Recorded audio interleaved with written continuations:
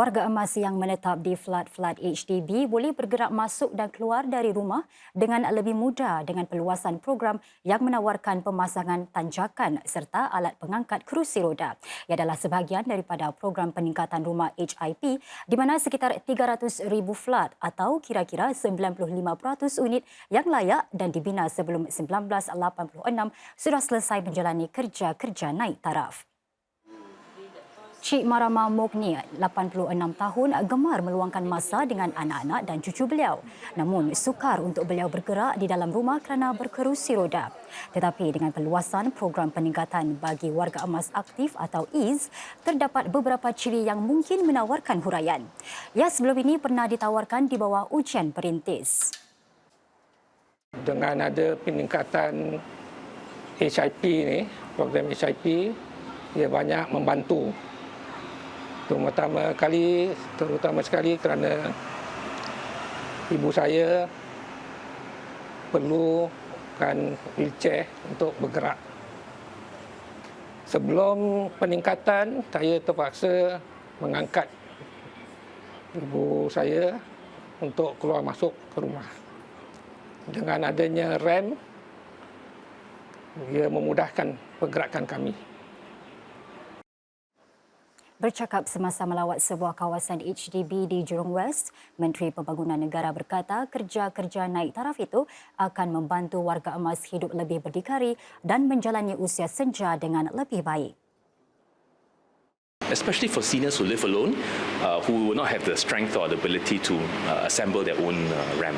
And so this will be highly subsidized, these two options, as much as 95% subsidy for three-room and smaller flats. HIP akan diperluaskan kepada lagi 230,000 flat yang dibina antara 1987 hingga 1997.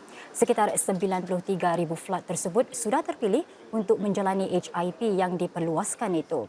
Setakat hujung Mac, pemerintah telah membelanjakan sekitar $3.7 bilion bagi HIP dan 110 juta bagi EASE.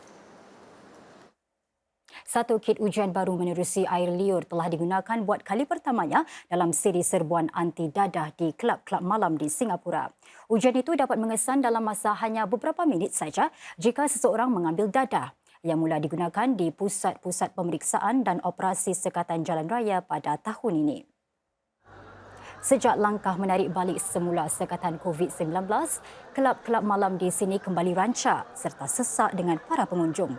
Dalam kalangan ratusan pengunjung kelab malam ini adalah para pegawai polis yang menyamar untuk mencari dadah terlarang.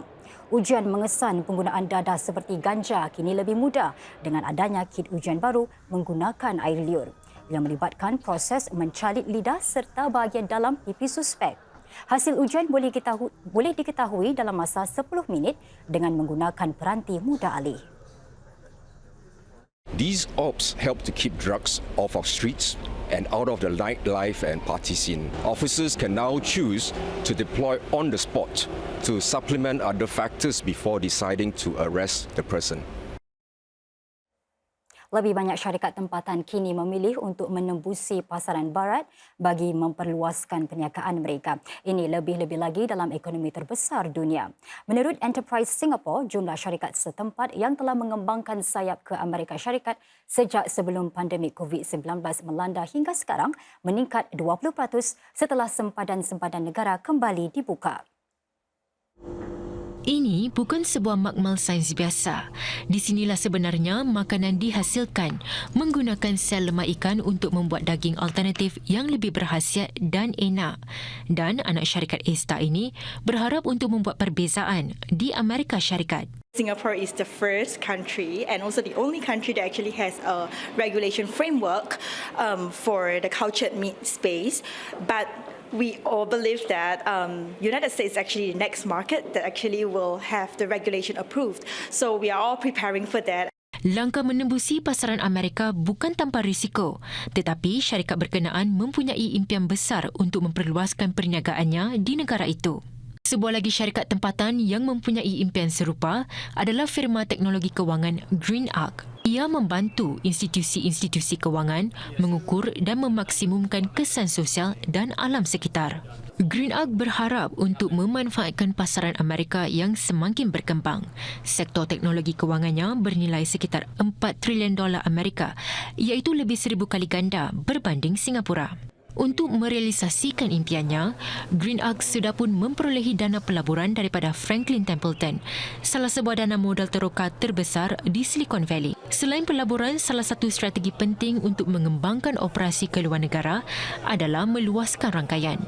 Kedua-dua firma itu adalah antara sekumpulan syarikat yang dibawa oleh Enterprise Singapore ke Austin, Texas baru-baru ini. Matlamatnya adalah untuk berkongsi lebih banyak peluang dengan syarikat-syarikat Singapura. Enterprise Singapore mempunyai rancangan untuk membawa lebih banyak syarikat Singapura ke Amerika Syarikat pada masa depan.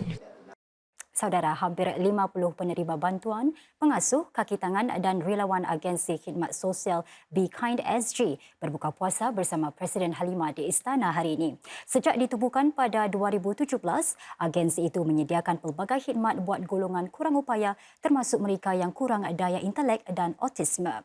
Acara itu lebih bermakna bagi buat mereka yang hadir memandangkan ia merupakan Hari Kesedaran Autisme Sedunia.